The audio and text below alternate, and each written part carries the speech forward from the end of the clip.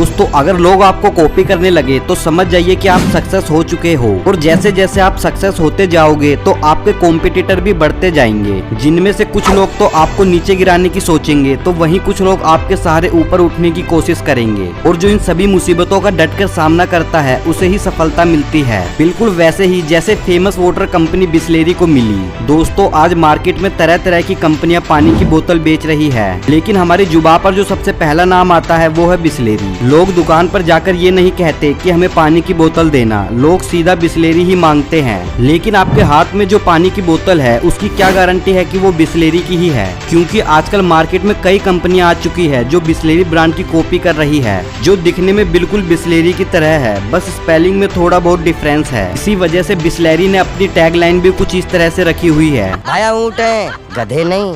अरे बिसलेरी निकाल बिसलेरी। समझदार जानते हैं कि हर पानी की बोतल बिसलेरी नहीं। बिसलेरी सील्ड पैक वाटर बोतल इंडस्ट्री का इतना बड़ा नाम बन चुका है कि इसने पूरे 60% मार्केट पर अकेले ही कब्जा किया हुआ है और देश भर में इतना फेमस है। और इतने फेमस और चर्चित ब्रांड की कहानी भी बड़ी दिलचस्प है कि कैसे ये विदेशी कंपनी एक भारतीय कंपनी बनी। तो आइए दोस्तों जानते हैं कि भारत जैसे देश में पानी खरीद कर पीने की शुरुआत आखिर हुई कैसे।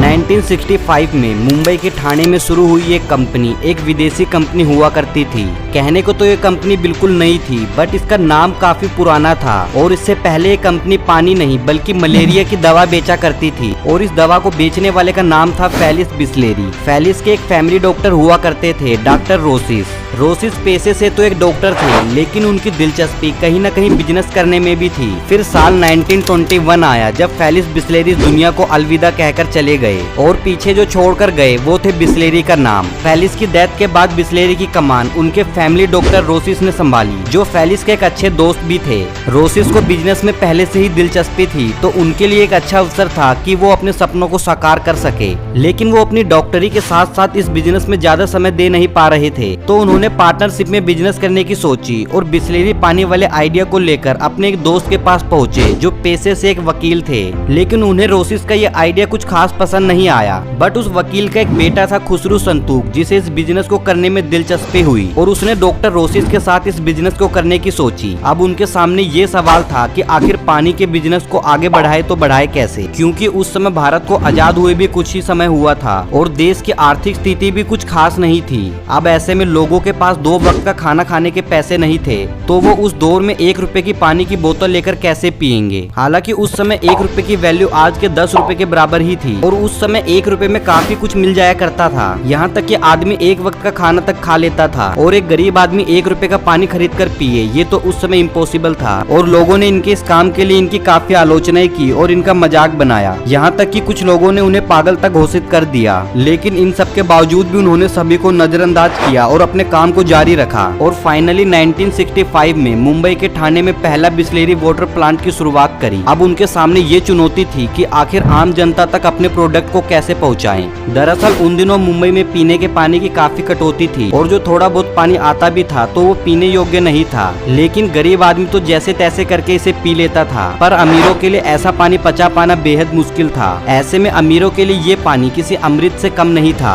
पानी जैसी फ्री वस्तु को बोतल में बंद कर बेचने का आइडिया काफी अटपटा सा था, जिससे कि ये पहले ही लोगों के बीच काफी चर्चित विषय बन चुका था, और ज्यादा से ज्यादा लोग इस कंपनी के बारे में जान भी चुके थे कि एक ऐसी भी कंपनी है जो पानी जैसी फ्री वस्तु को बेच रही है। अब इस कंपनी के पास अपनी पहचान तो थी, बट सभी लोगों तक अपने प्रोडक्ट को पहुंचाना इनके लिए अभी भी एक चुनौती थी, क्योंकि उनका ये प्रोडक्ट बस अमीरों तक ही सीमित था, या बड़े बड़े 5 स्टार होटल या रेस्टोरेंट तक। आम जनता तो इसे अफोर्ड नहीं कर पा रही थी। तो उन्होंने अपने प्रोडक्ट को बढ़ाने की सोची और बिसलेरी का सोडा भी मार्केट में लॉन्च कर दिया। इस सोडा के मार्केट में आने के बाद कंपनी के प्रॉफिट में थोड़ी बहुत वृद्धि तो देखने को मिली, लेकिन बहुत कम, बिल्कुल ना के बराबर। ऐसे में कंपनी के फाउंडर डॉक्टर रोसिस और खुसरू संतूक ने अपनी इस आइडिया को बीच में ही ड्रॉप करके इस कंपनी को बेचने की सोची। और जैसे ही ये खबर पार्ले कंपनी के कर्ता धर्ता चौहान ब्रदर्स के पास पहुंची, तो उन्होंने बिना टाइम वेस्ट किए इस कंपनी को 4 लाख रुपए देकर खरीद लिया। और ये दौर था साल 1969, जब रमेश चौहान ने विश्व भर में अपने 5 बिस्लेरी पार्ले के स्टोर ओपन किए। रमेश चौहान ने अपने इंडियंस वाला दिमाग लगाया और अमीरों के साथ साथ आम जनता की जरूरतों को भी समझा।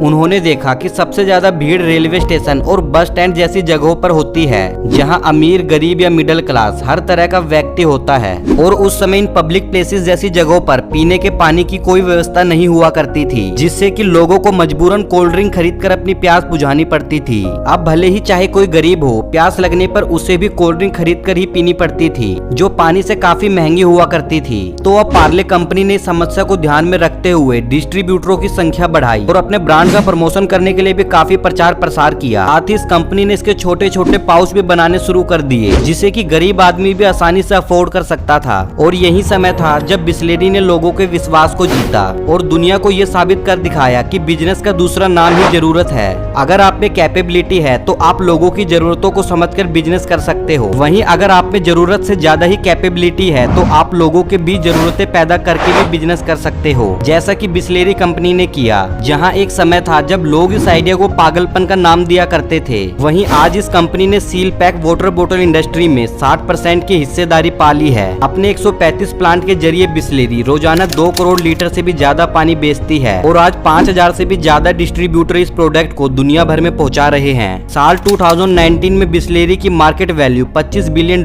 की थी और जिस हिसाब से ये कंपनी चल रही है उसके मुताबिक 2022 में ये कंपनी $60 बिलियन के आंकड़े को बड़ी आसानी से छू लेगी। तो दोस्तों, ये था बिस्लेरी के फर्श से अर्श तक का सफर। और आप लोगों को वीडियो पसंद आई तो वीडियो को एक लाइक और चैनल को सब्सक्राइब करके बेल आइकन को प्रेस करें, क्योंकि हम आपके लिए ऐसी इंटरेस्टिंग वीडियोस लाते रहेंगे।